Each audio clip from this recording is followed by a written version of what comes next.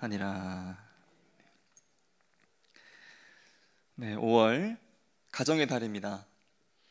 가정의 달 금요 기도회 때 무슨 말씀을 전해야 할까 참 많은 고민을 했는데요. 참 많은 고민 끝에 오늘 본문 말씀을 택했습니다. 주일날 살펴보기도 했던 말씀이기도 하고요. 우리가 너무나 잘 아는 이야기이기도 하지요. 금요 예배에 맞게 우리가 함께 또 기도할 수 있는 본문이라 그런 생각을 주시고 은혜를 주셔서 오늘 이 말씀으로, 이 본문으로 말씀을 준비했습니다. 오늘 말씀은요, 잘 아시는 탕자가 돌아온 이야기입니다. 한 아버지에게 아들이요, 재산을 요구한 일이 있었고 그 재산을 가지고 먼 타국으로 떠나버린 일이 있었으며 모든 재산을 다 탕진하고 돌아온 아들을 받아준 아버지의 모습을 볼 수 있는 바로 그 본문이 오늘 읽었던 말씀입니다. 이 밤은요, 아버지의 입장에서 먼저 오늘 본문을 살펴보고 이어서 특별히 첫째 아들을 우리가 중심으로 오늘 말씀을 중점적으로 함께 살펴보고자 합니다. 먼저 아버지의 입장을 먼저 살펴보겠습니다. 이 아버지는 아들로부터 먼저 죽은 사람 취급을 받게 됩니다. 유대인들이 유산을 받을 때는 아버지가 죽었을 때인데요, 그래서 살아있는 아버지에게 유산을 요구하지는 않습니다. 살아있는 아버지에게 재산을 요구하는 것은 아버지를 죽은 사람 취급하는 일이었기 때문입니다. 이렇게 아버지는요, 아들로부터 먼저는 죽은 사람 취급을 받습니다. 아버지에게 있었던 참 가슴 아픈 일, 첫 번째 일이 바로 이것이었습니다.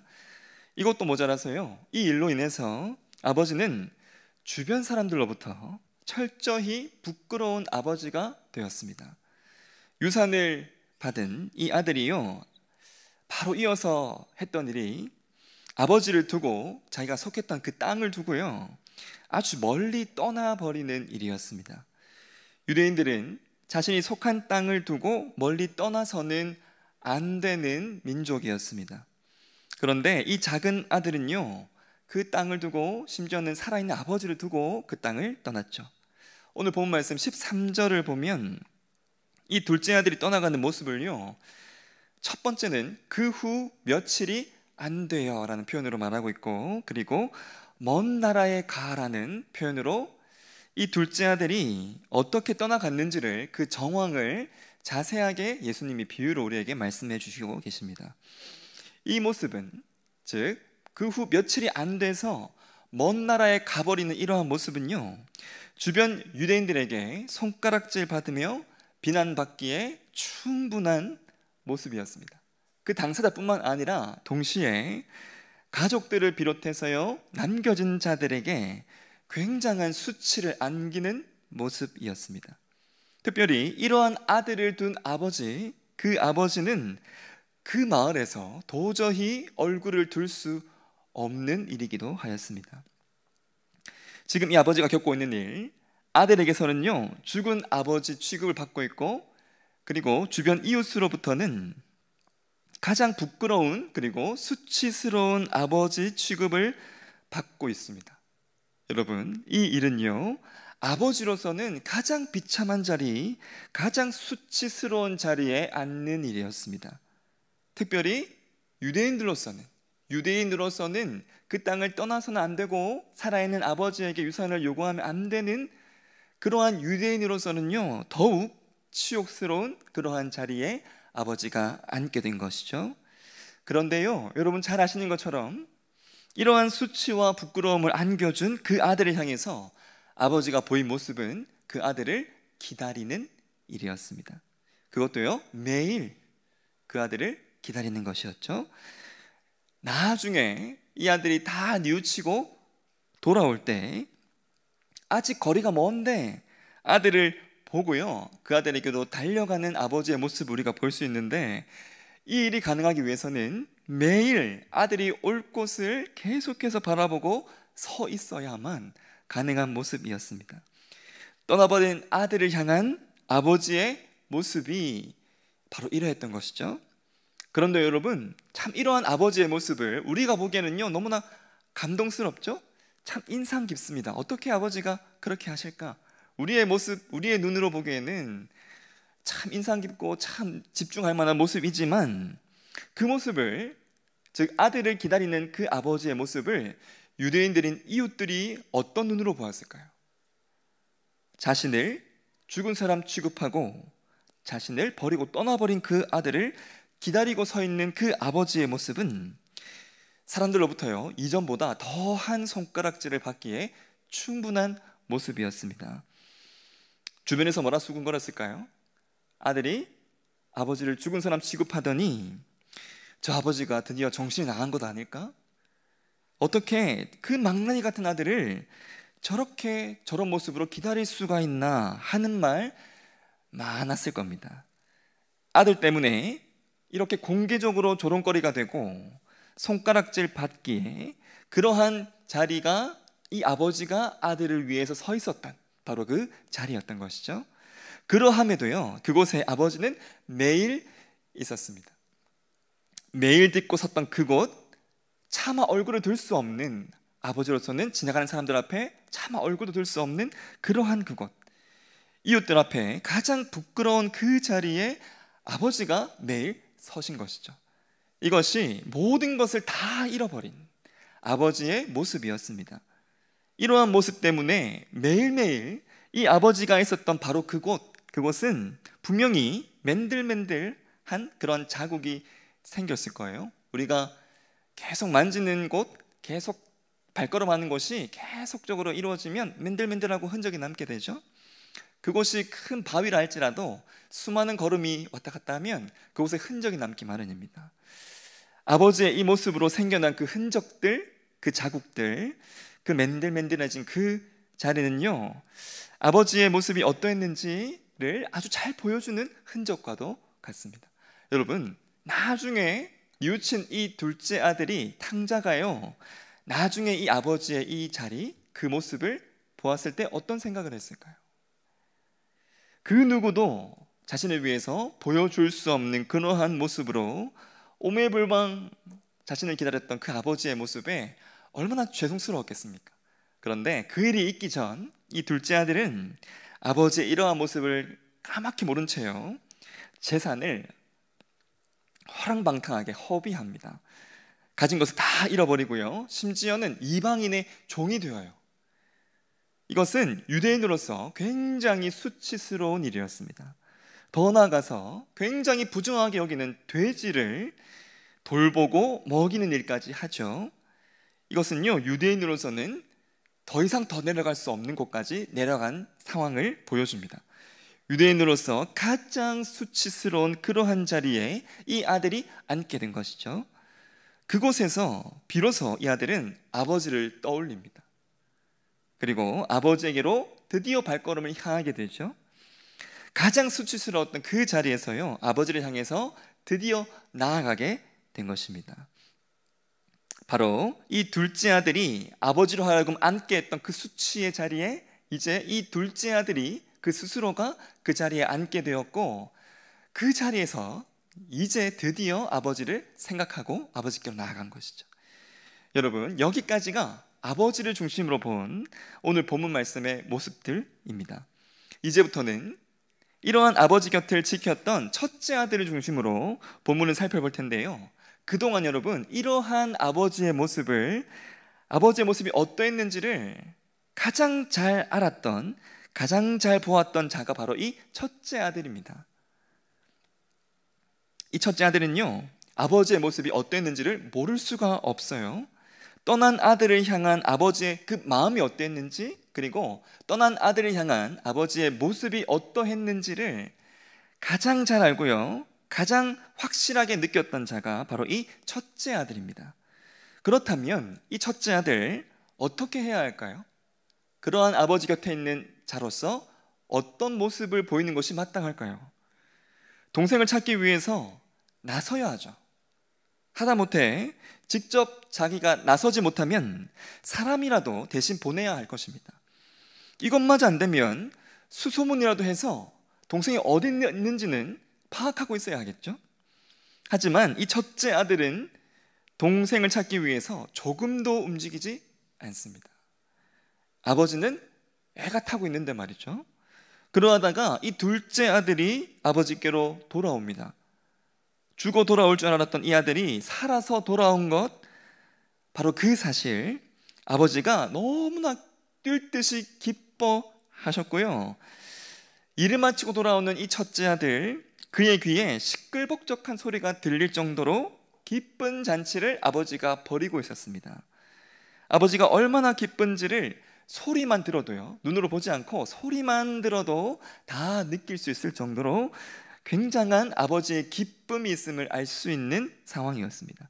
그러하다면 이 큰아들은요, 이 소식을 들었을 때 어떤 반응을 보여야 할까요? 아버지에게 빨리 달려가서요, 아버지에게 어떻게 해야 될까요? 축하해야 하겠죠.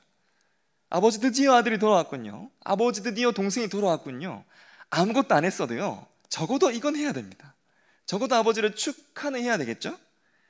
그리고 동생을 향한 이 형의 마음이 어떠하든지 간에 적어도 아버지의 기쁨의 자리에는 동참하는 것이 당연합니다. 하지만 이때 첫째 아들이 한 것이 무엇일까요? 28절 보시면요, 첫 번째는 노하는 것이었습니다. 굉장히 화를 내고요, 그리고 들어가고자 하지 아니하였습니다. 아버지의 마음을 진정 아는 아들이었다면, 진정 아버지의 마음을 귀히 여겼다면 결코 할 수 없는 모습 두 가지를 지금 이 첫째 아들이 하고 있습니다. 아버지를 죽은 사람 취급하고요, 얼굴을 들 수 없게 했던 그 둘째 아들보다 사실은 더욱 아버지의 마음을 몰라주는 모습이기도 하고, 아버지를 더욱 사실 힘들게 하는 모습이 이 첫째 아들의 모습입니다. 아버지가 그동안 매일매일 나가서요, 맨들맨들해졌던 그 자리, 그리고 아버지의 그 수많은 뒷모습들, 아들을 기다리는 그 수치스러운 그 자리에서 얼굴로도 들 수 없는 그러한 모습으로 그곳에 있었던 그 아버지의 모습을 수도 없이 보았을 이 첫째 아들이 아버지의 지금 굉장히 기뻐하는 이러한 모습을 보면서 노하고 함께하지 않으려고 하는 것입니다. 이것은 그러한 아버지의 모습들, 수많은 모습들을 굉장히 무색하게 만들어버리는 그러한 모습이었습니다. 마치 아버지께 그러한 모습이 없었던 것처럼, 마치 그러한 모습을 자신이 조금도 보지 못했던 것처럼 그렇게 반응했던 것이죠. 이렇게 여러분, 둘째 아들뿐만 아니라 이 첫째 아들도요, 아버지의 마음을 알아주지 못했습니다. 아버지가 참 마음이 힘들었을 것 같아요. 둘째 아들도 자기의 마음을 몰라주고요, 그때가 가정의 달이었으면 더욱 마음이 아프셨겠죠. 둘째 아들도 떠나갔다가 겨우 돌아왔는데 첫째 아들이 지금 나의 마음을 모르고 굉장히 분노하면서 아버지에게로 오려고도 하지 않는 이러한 모습. 여러분, 아버지 곁을 지키는 것도 참 중요하지만 그보다 더 중요한 것은요, 그 곁에 어떠한 모습과 어떠한 마음으로 함께 하느냐입니다. 그렇다면 오늘 말씀을 대하는 저와 여러분, 이러한 아들들, 둘째 아들과 첫째 아들들을 우리가 보면서요, 우리가 이 두 아들을 비난할 수 있을까요? 저와 여러분이 이 아들들을 비난하면서 손가락질 할 수 없는 이유, 첫 번째는 우리가 바로 탕자였기 때문입니다. 우리가요, 하나님의 그 은혜도 모르고 떠나가 버린 그러한 탕자와 같은 자가 바로 저와 여러분이었기 때문입니다. 둘째 아들도요, 아버지를 멀리 떠나갔죠. 하지만 저와 여러분이 죄인이 돼서 하나님을 떠났던 그 거리, 아버지이신 하나님과 멀어졌던 그 거리와는 비교조차 될 수 없는 아주 먼 거리를 하나님을 멀리 떠나버렸던 자들이 사실 저와 여러분들이었습니다. 그리고 여러분, 둘째 아들은요, 아버지를 죽은 사람처럼 취급했죠. 하지만 우리는 아버지를 죽인 자들입니다. 아버지를 십자가에 못 박고요, 죽게 한 자들, 바로 저와 여러분이었습니다. 이 둘째 아들과는요, 비교조차 될 수 없는 사실 이러한 모습, 영적으로 굉장히 속히 말해 망나니 같았던 우리의 모습이 사실 이 둘째 아들의 모습이었습니다. 이들을 향해서요, 비난하며 손가락질 할 수 없는 두 번째 이유가 있는데, 바로 우리가 첫째 아들처럼 예수님 곁을, 아버지 곁을 지금 지키는 자들이기 때문입니다.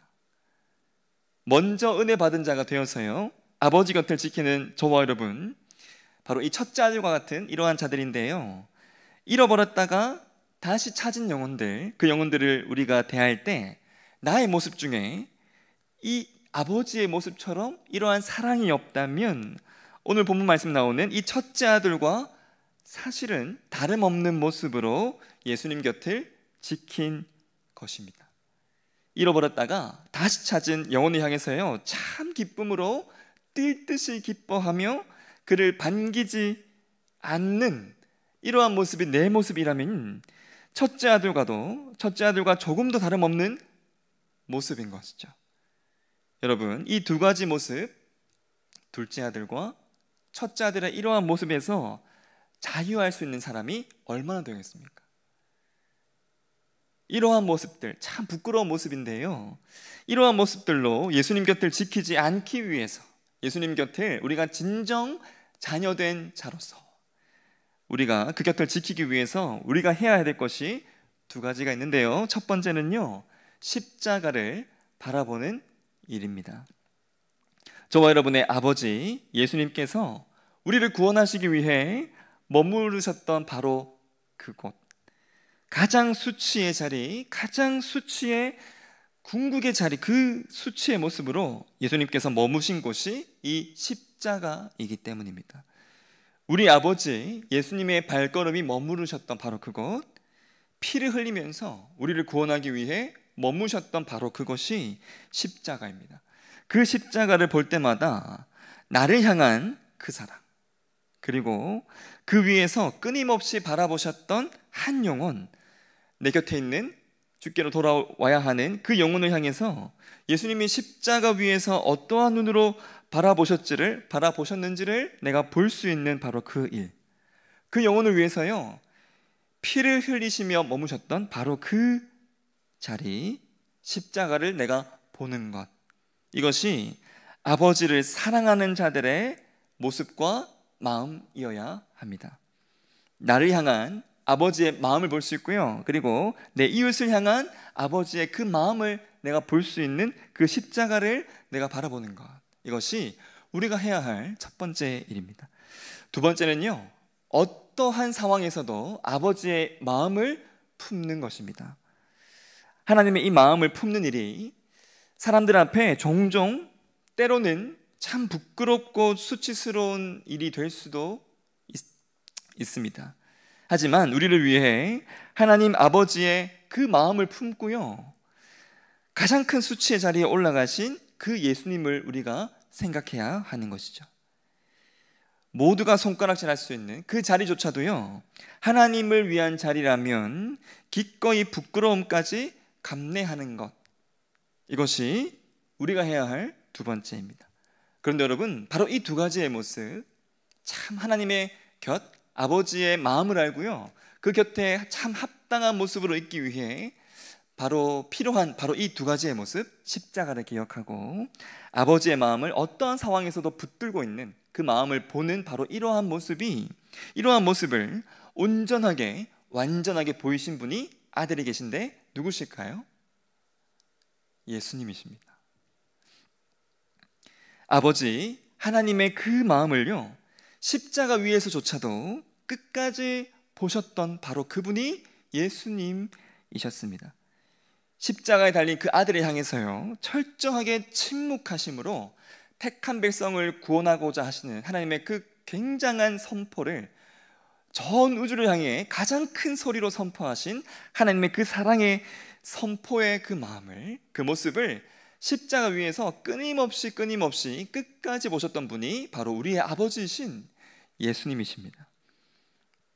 십자가 위, 하나님으로부터 끊어지는 가장 큰 극악한 고통 가운데서도 하나님의 이 마음을 앞세우고요, 그 마음을 바라보았던, 그 마음을 볼 줄 알고 읽을 줄 알았던 바로 아들이신 예수님. 그 예수님, 그러한 은혜와 이러한 모습이 있었기에 더러운 죄인이었던 저와 여러분이 하나님의 그 마음을 볼 수 있는 자들, 하나님의 그 마음을 읽어줄 드릴 수 있는 자들 될 수가 있었습니다. 이러한 은혜를 받은 저와 여러분, 이러한 은혜를 받아 이 자리에 앉아있는 저와 여러분, 이러한 사랑의 결과로 이 자리에 앉아있는 저와 여러분, 예수님 곁을 지키는 자로서 이러한 모습으로, 이러한 예수님의 이러한 모습으로 하나님의 그 마음을 바라볼 수 있는, 그 마음을 읽어드릴 수 있는 우리 모두가 되기를 간절히 소망합니다.